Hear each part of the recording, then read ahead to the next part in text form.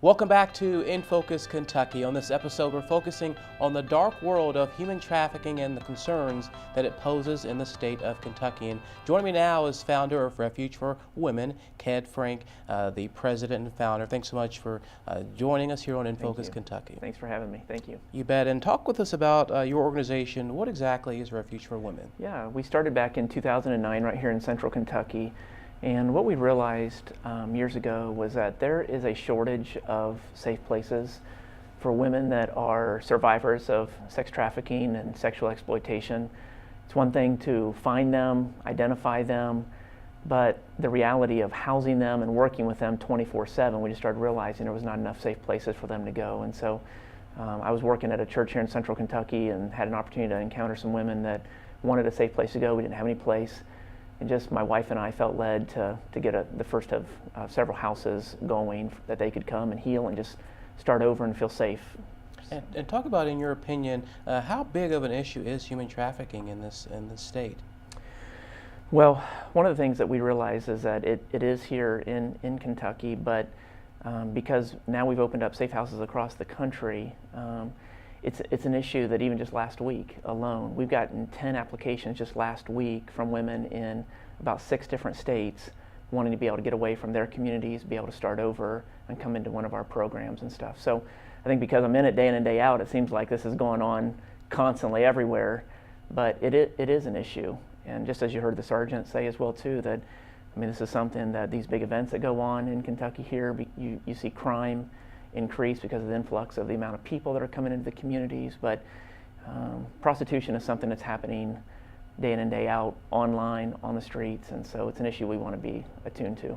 And is there a lot of cases that go unreported from what you've heard from the different survivors that come through your organization? Yeah, so one of the things that we get to do is because we spend 9 months with the survivors in our safe houses, as we lead them in groups, as they do weekly therapy with our clinician, one of the things that we do is we get to learn more and more from their perspective of what's going on. And I would say the bulk of exploitation, trafficking, prostitution that happens is never reported.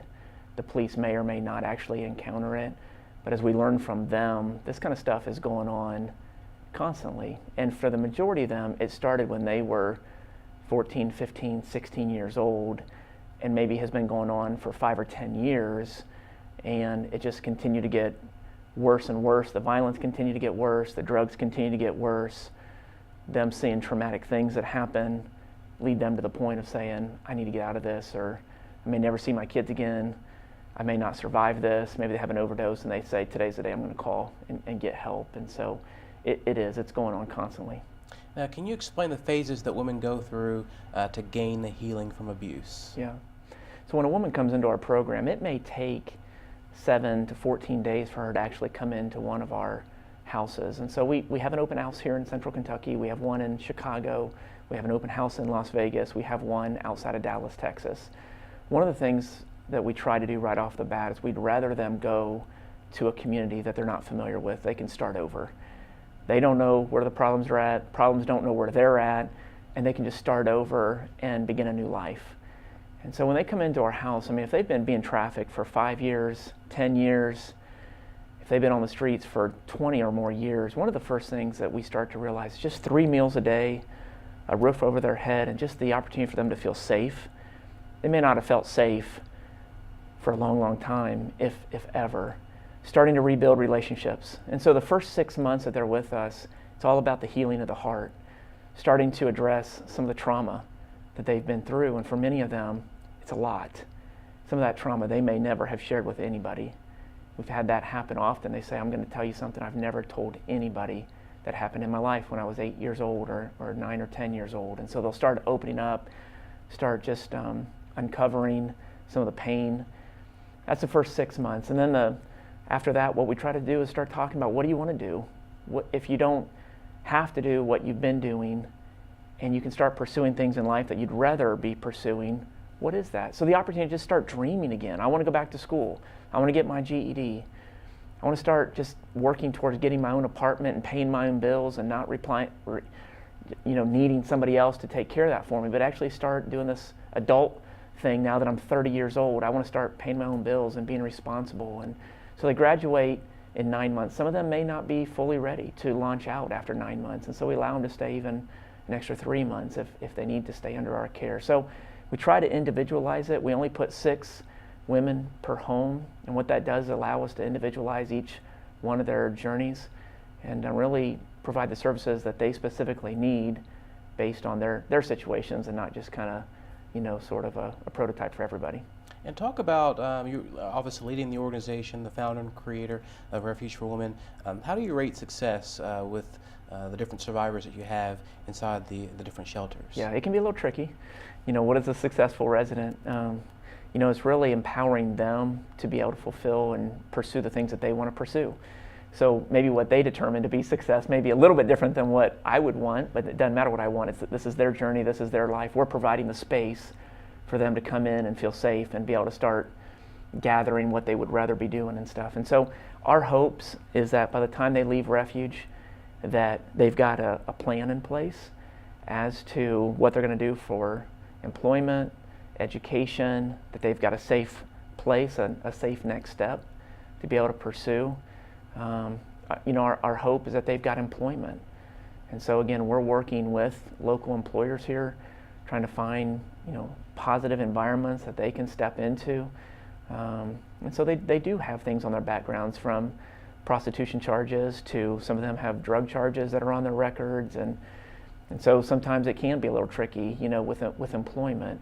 But again, if, a major concern is if they don't find employment, they don't have a way of making income. Again, the temptation to go back to the fast money, going back to what's familiar, becomes very alluring if they don't have something steady in place. So that's a priority for us. So that's what we determine success: safe housing, employment, and a game plan as to how they're going to continue to move forward in life towards their goals that they want to pursue. And share with us about the items you brought in with you today. Yeah, definitely. So one of the things that we started here recently, it's called Service Project in a Box, and you can find it at serviceprojectinabox.org. One of the things that we want to do is continue to work with students across Kentucky here. And so again, if we can educate 15, 16, 17-year-olds about what is human trafficking, how do traffickers work, and most parents will say that technology and trying to help their students navigate technology is scary, and most parents feel ill-equipped to deal with that today. But yet online is where so many problems surface. And so we come in and we talk about online safety. We talk about how trafficking works. We talk, more importantly, about who are these women that they may see on these websites. Who are these women that are involved in the sex trade? And so we educate them, but not only do we do that, but we also give them a chance to do a hands-on activity. And so we make these bracelets, and what we do with these bracelets is we send them to groups that are actually on the front lines. They're going into the brothels, they're going into strip clubs, they're out on the streets building relationships with the women that are out there. And this becomes an opportunity to build a bridge with them by giving them this gift of a piece of jewelry. A piece of jewelry is it's valuable. Most of these women have felt devalued their entire lives. It all started with childhood sexual abuse for every single one of these women, over 90% of it. And so we talk about the trauma that happened in childhood. This becomes something of value to them that they can wear. It has a card in here that says, for her worth is far above rubies. It talks about a place that they can go if they want help. And for people that want to learn more about your organization and the services that you all provide, how do they do that? Refugeforwomen.org is a wonderful place to watch some of the videos, learn about some of our different work across the country. Serviceprojectinabox.org is where you can get a box sent to you for a donation and partner and help talk about a conversation that needs to happen, but sometimes can be a little bit challenging to bring up with students that so desperately need this information. Well, Kat, thank you for joining us and making time here on In Focus Kentucky and the work that you're doing here in our state. Thank you. It's been great being with you. Thank you. Thanks for watching In Focus Kentucky. You can watch this or any of our past shows online at SpectrumInFocus.com. And of course, you can follow me on social media, Facebook and Twitter. Just search @Mario Anderson TV to keep up with updates about this show. Have a great week.